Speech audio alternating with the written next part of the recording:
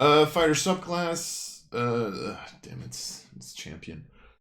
I was hoping they would they were gonna not do champion. I was hoping they were gonna do battle master. Feat, sure. Extra attack, feat. Subclass feature, sure. 7, weapon expert. You have honed your use of weapons to an art. Whenever you finish a long rest, you can choose one of the kinds of mastery weapons you're using and replace its mastery property with another mastery property. The chosen kind must qualify. For example, you could replace the longsword's flex property with the push property. Property change applies only for you, not for others, and the change ends for you when you finish your next long rests. So you can change. Okay. So what does this do?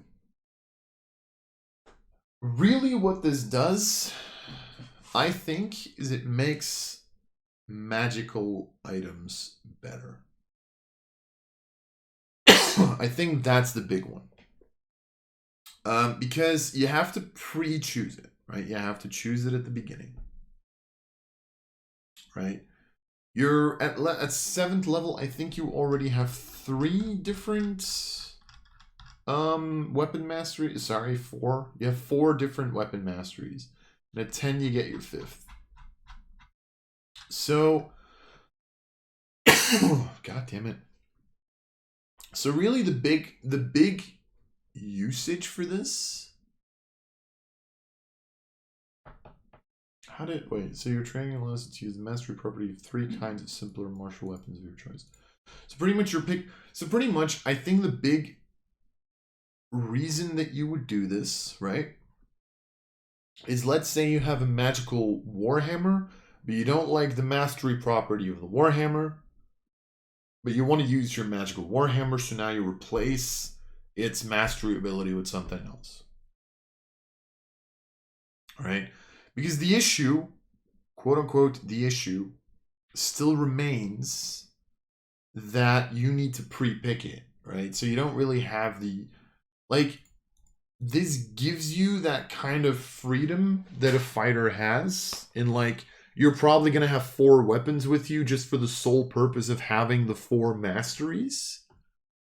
Because then you can have like a push. You can have like a push in case you are in an area where you can push them into dangerous terrain.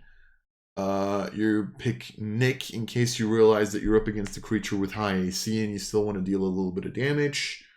You pick fucking, I don't know, a flex weapon, because why the hell not? Because they probably deal the most damage if you want to fight with a shield. Like, you know, you still very much have that freedom. The thing here is, I think it allows you to have your magical weapon or have your preferred weapon, so to speak, to have that one have sort of a specialized place of like, which mastery do I use the most? Then I'll give that one to my specialized weapon that let's say that I get a flame tongue longsword or whatever. I give it the feature that it needs, and I can mostly fight with it, and I still have 3 backup masteries in my pocket in case I need them. So I think this is fine. I think this is cool. Feat at 8, Indomitable. If you fail a saving throw, you can reroll it with a bonus equal to your fighter level. God, that is like, that means you get a +9 to your save, because officially you don't fail a saving throw on a natural 1. I mean, this may, like, the ironic thing is, I don't remember who made the video, but someone made a short on how Indomitable later in the game just becomes a useless fucking feature. Because, fairly simply put, you re-roll a save, but if it's not one of your proficient saves, it doesn't fucking matter because your saves become 20+ and your bonus is still a +1. Now, you, like, a +9 to a save. Okay, sure, you have to use the new roll, but that was already a thing. This is such a good fucking ability. I love it. Sure, you can only use it once, right? Where originally Indomitable gave you a second and a third use at 13 and 17. But again, at level 17, Indomitable 90% of the time didn't do shit. So, like, you know. I really like this change. Subclass, 2 extra attacks. Sure. Ability score improvement. Weapon adept. Okay. You are a master of weapons. When you use your weapon expert feature on a kind of weapons, you can give that kind of weapon 2 properties rather than 1. But you then use only 1 property at a time. Okay.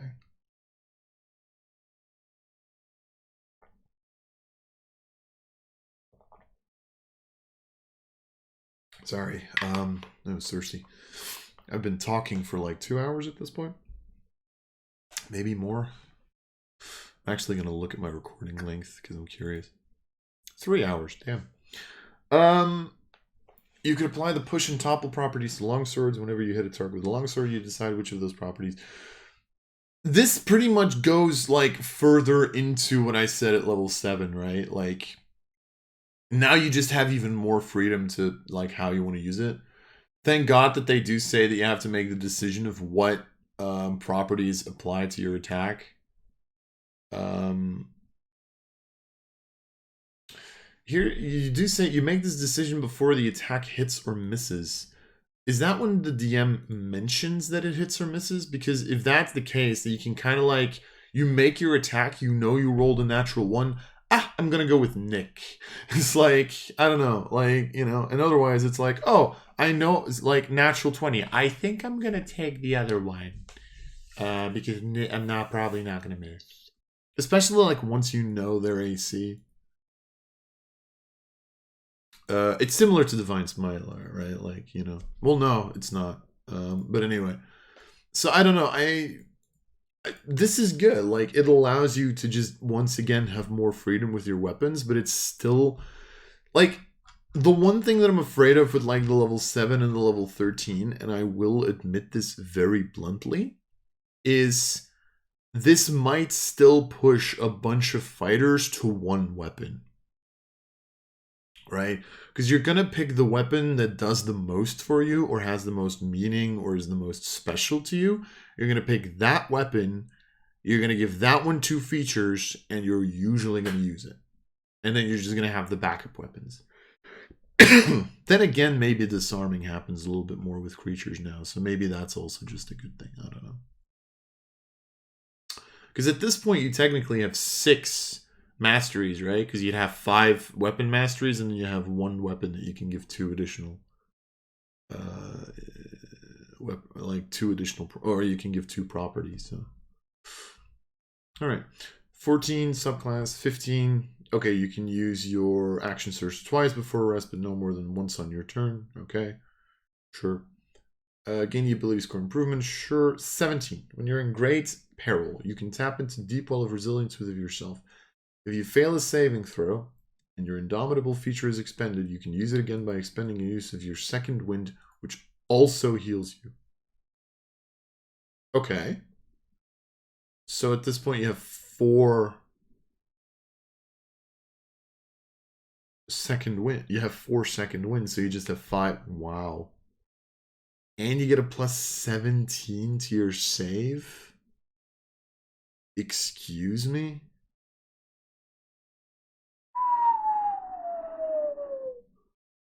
Damn, they buffed Indomitable a lot. I love it. I think that's great. Yeah, no, this is great. I like this a lot. It's a good, like, high-level ability. Like, you shouldn't just be able to, like, fucking expend the second wind and reroll a save at the same time at lower levels. This is great. I like this a lot. 3 attacks, sure. Feat, sure. Epic boon, strength or dex, and epic boon of recovery. Fuck off. Just fuck off. Oh god.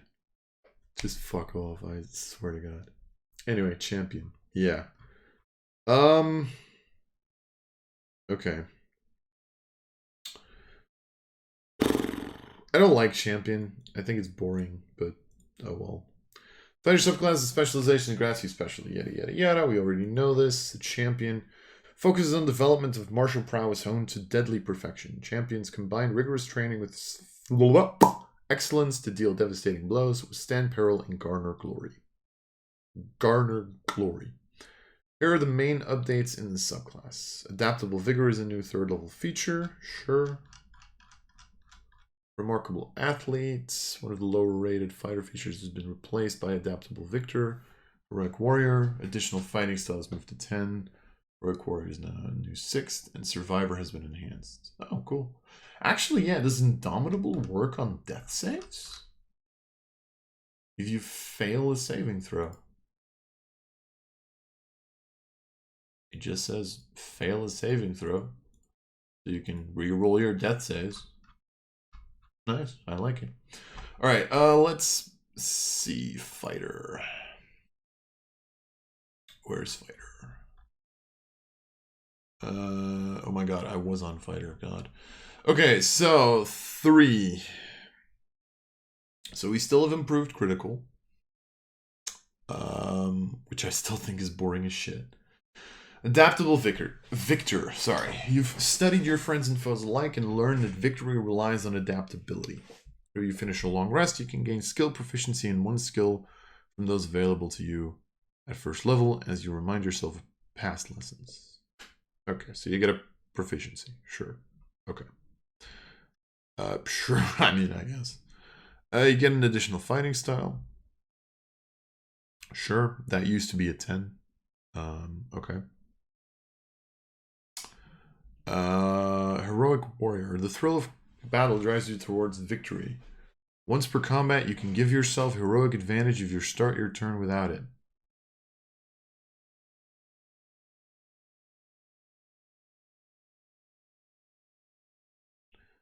What is heroic advantage and why does it worry me? Did they put inspiration back into the fucking thing? Because I swear to God, I will make another rant video. I swear to God, I will be angry.